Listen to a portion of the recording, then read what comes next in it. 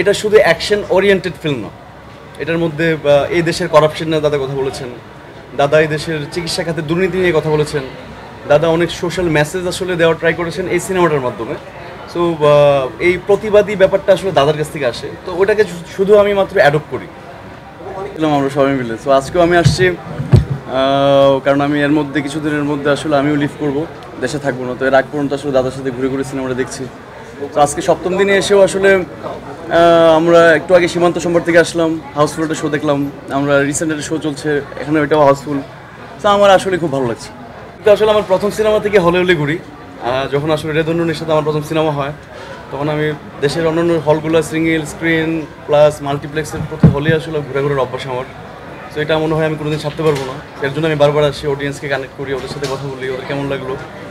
তো এটাই আমার আলটিমেট আসলে আমার স্যাটিসফ্যাকশন যে আসলে যারা সিনেমাটা দেখছেন ওরা একটা ভালো গল্পের সিনেমা দেখছেন, এটা নিয়ে ভালোভাবে কথা বলছেন, এটা আস্তে আস্তে ওয়ার্ড অফ মাউথে আসলে স্প্রেড হচ্ছে। এরকমভাবে তো আসলে ভেবে চিন্তে আমি কোনোদিনই কোনো স্ক্রিপ্ট পড়ে যে এটা ব্যবসায়িকভাবে অনেক সফলতা অর্জন করবে এভাবে ভেবে আমি কোনোদিন স্ক্রিপ্টটা নেইনি। বাট সামহাউ মানুষের পছন্দের কারণে, মানুষের ভালো লাগার কারণে সিনেমাটা ওয়ার্ক করে গেছে, যেটা আমরা হাওয়াতে দেখেছি, পরনে দেখেছি যে আস্তে আস্তে মানুষের ওয়ার্ড অফ মাউথে মানুষের আসলে সিনেমাটা দেখার পরে কথা বলছে, সেটা নিয়ে মানুষ জানতেছে। তো আস্তে আস্তে আমাদের এখন পর্যন্ত সবগুলো শো হাউসফুল। আর আমি মনে করি যে খুব দ্রুত এটা যদি চলতে থাকে আমাদের আরও বেশি বেটার একটা প্লেস হবে আমাদের। কি মনে হয় আপনারা সিনেমা হলে দেখেন নাই কি করছে? তো সেটাই আর কি, আমিও সেটা পাচ্ছি। এটা আমার জন্য ব্লেসিং অনেক, অ্যান্ড আই এম ব্লেসড।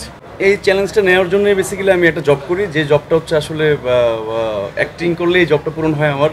আমার মনে হয় আমি ঠিকঠাক জায়গায় ঠিকঠাক কাজটাই করছি। আমিও তো সেটা মনে হয় যে আমিও আজকেও যেটা দেখলাম, সো আমি দেখে আসলে মনে হয় যে না, আস্তে আস্তে এটার প্রেশারটা বাড়বে ইনশাল্লাহ। বাকিটা তো আসলে যাদের জন্য সিনেমা করা, ওরা যদি আসলে হলে সেটা নিয়ে উন্মোদনটা করে, ফেস্টিভটা করে, আমার মনে হয় যে আলটিমেটলি তখনই আসলে আমরা প্লেসড হবো।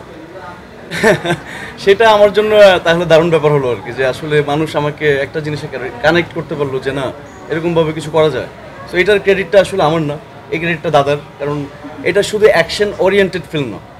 এটার মধ্যে এই দেশের করাপশন নিয়ে দাদা কথা বলেছেন, দাদা এই দেশের চিকিৎসা খাতে দুর্নীতি নিয়ে কথা বলেছেন, দাদা অনেক সোশ্যাল মেসেজ আসলে দেওয়ার ট্রাই করেছেন এই সিনেমাটার মাধ্যমে। সো এই প্রতিবাদী ব্যাপারটা আসলে দাদার কাছ থেকে আসে, তো ওটাকে শুধু আমি মাত্র অ্যাডপ্ট করি। আমার কাজ আলটিমেটলি না, তো এটা আমি যত ধারণ করতে পারবো, এটাকে আসলে যত প্রিসাইজভাবে আসলে মানুষের কাছে দিতে পারবো, তখনই আসলে আমার ভালো লাগে।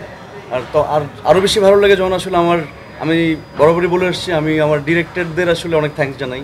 কারণ এখন পর্যন্ত আসলে যারা আমাকে কাস্ট করেছেন, যে বিশ্বাস থেকে আমাকে কাস্ট করেছেন যে সিনেমায়, আসলে ওনারা ডিরেক্টলি আমাকে আসলে কাস্ট করেছেন। তো কোনো না কোনো কারণে আসলে আমাকে কাস্ট করেছেন। তো আমি ওদের ওই কাস্টিংয়ের সার্ভিসটা আসলে সবসময় দিতে চাই as an actor, and this is my job.